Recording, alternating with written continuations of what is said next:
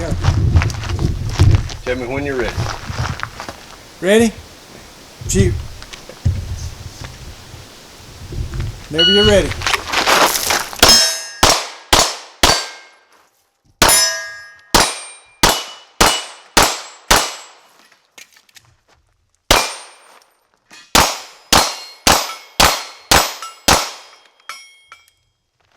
Awesome. What was the time? 1470. 1470. All right. I'm gonna try not to jostle the camera so much. So I'm locked and loaded. All right. Ready? On my Yeah, command? I think I'll start here this time. All right. Ready? Fire.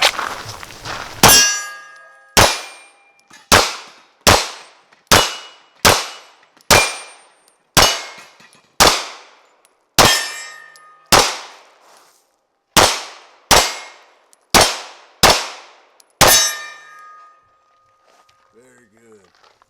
Very good. Good job. Okay. And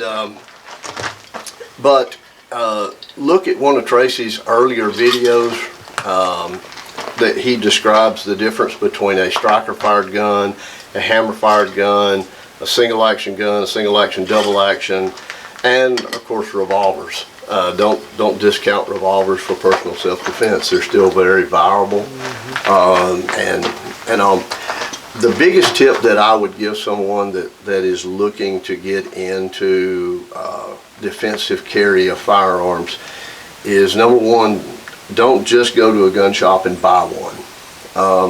You know, it's kind of funny. If we go to buy a car, you can go get in that car and test drive it and drive it around, see if you like it and see if it fits you. How does the seat feel? But a lot of times we go into a gun shop to buy a gun, and though it's not a major investment like buying a car, you wind up, it's like if you want to try it, you buy it. And I've seen a lot of people that have not been able, they've bought the wrong gun. So the first thing that I would say is do one of two or three things. Seek out a good professional or a friend, somebody that has guns, that would let you borrow one, go shooting with them, or go to a lot of indoor ranges. We've got like 3 indoor ranges probably within an hour drive of where we are located right now that rent guns. And so if I'm looking to buy a certain type gun, seek out that gun. Go spend a little money, rent it, fire it, see if it works for you. I see so many people that the gun does not fit their hand, and that's a way to try it on before you buy it. How many people do you think you've trained over the years? Just because you also, not only do you train individuals, you working with the police academy also, aren't you? I am. You know, that's a hard thing to say, because sometimes I come in and I teach one block of a class. I may only be there for one day, but you know, there may be 24 people in that class.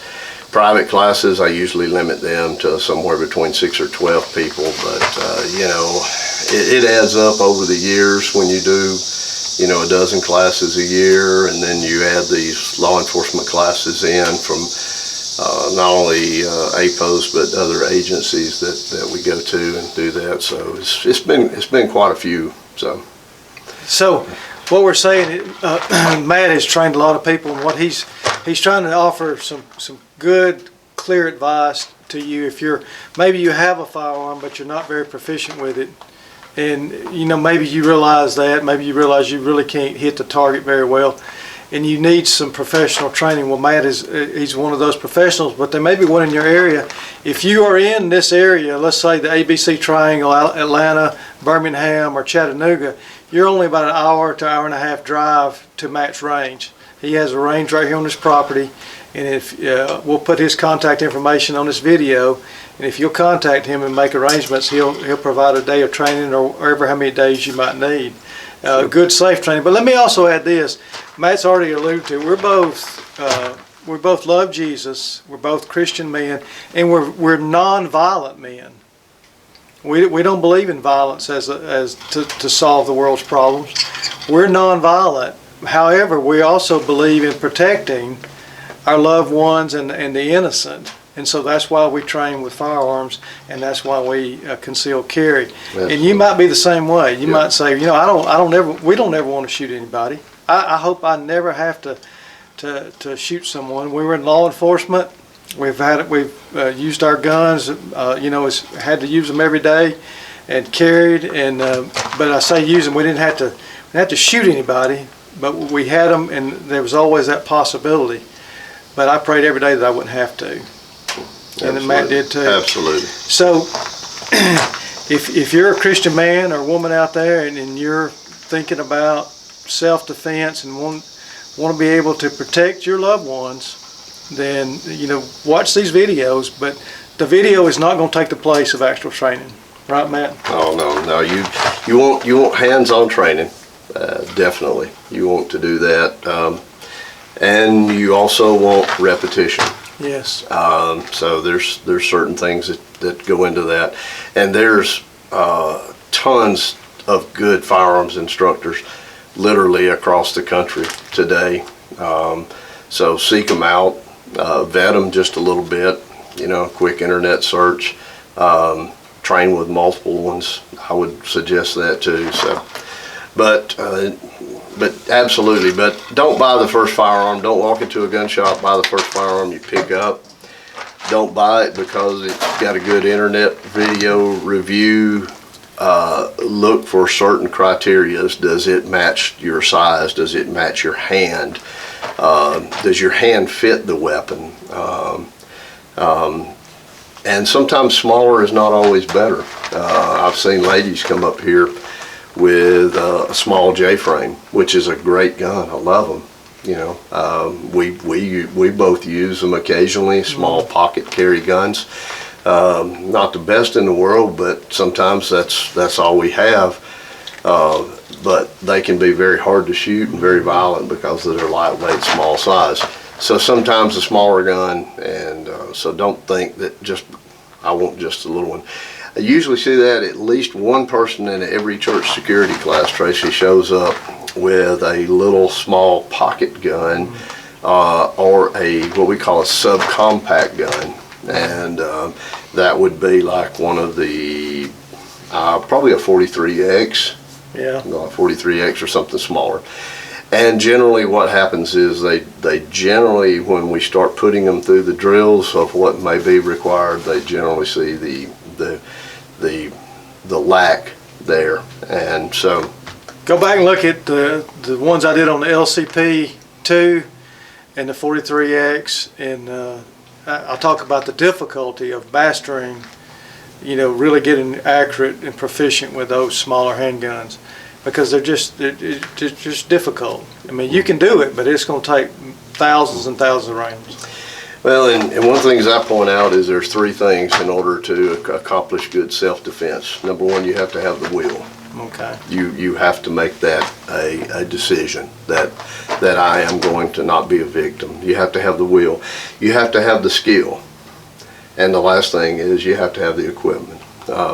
You can be the most skilled marksman in the world and have a little 25 ACP and not be able to, the gun's not capable of stopping someone or making the shot. You cannot buy the will. You have to decide on that yourself.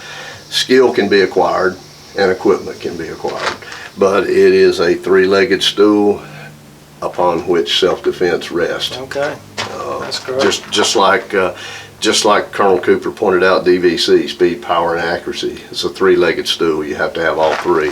But the will, the skill, and the equipment. Equate that to changing a tire on your truck. Do you know how to change the tire? Yes. Do you have the skill to change the tire? Yes. If I hand you a screwdriver and say, go change your tire, is that the right tool to change the tire? Of course not. And so you have to have all three legs of that stool in place. So Awesome. I told you he's an expert. So we're back with Matt Simms, and he's going over like how he would walk somebody through some training. it wanted some, you know, to learn some from a professional that's done this a lot about, you know, getting proficient with their handgun. So we've already gone over the loading and unloading. Now, Matt, take over. Okay. So when we start talking about pistol marksmanship or marksmanship in general, they're generally accepted that there's about 7 fundamentals of marksmanship: grip, stance, sight alignment, trigger control, breathing, follow through, and sight picture. If we are using a traditional notch and post sight, those all will apply because we are going to have both sight alignment and we're going to have sight picture. If we are using one of the optic sighted pistols now, we no longer have sight alignment because it's pretty much a parallax free optic, and all we have to do is just look through that window and superimpose the dot. Anybody that's ever played a video game, that's the reason young people pick it up so fast. Okay.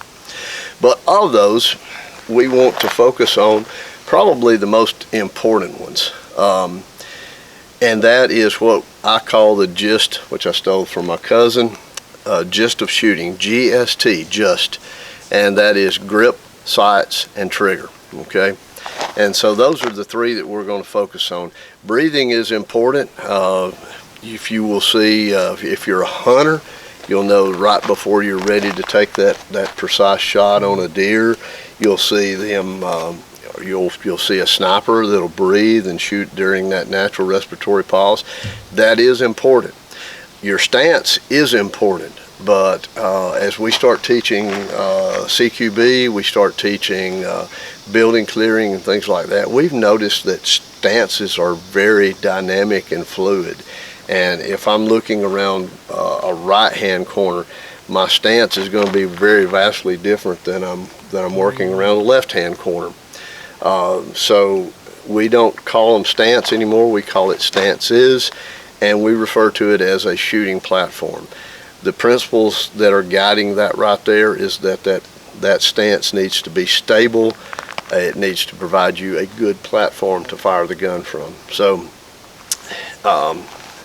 So as we're breathing is important. I mean, our friend that is currently the coroner, he said breathing is essential to life. Remain breathing at all times, and so we highly recommend that. If that's one of our key points today, right? Remain breathing at all times. All time.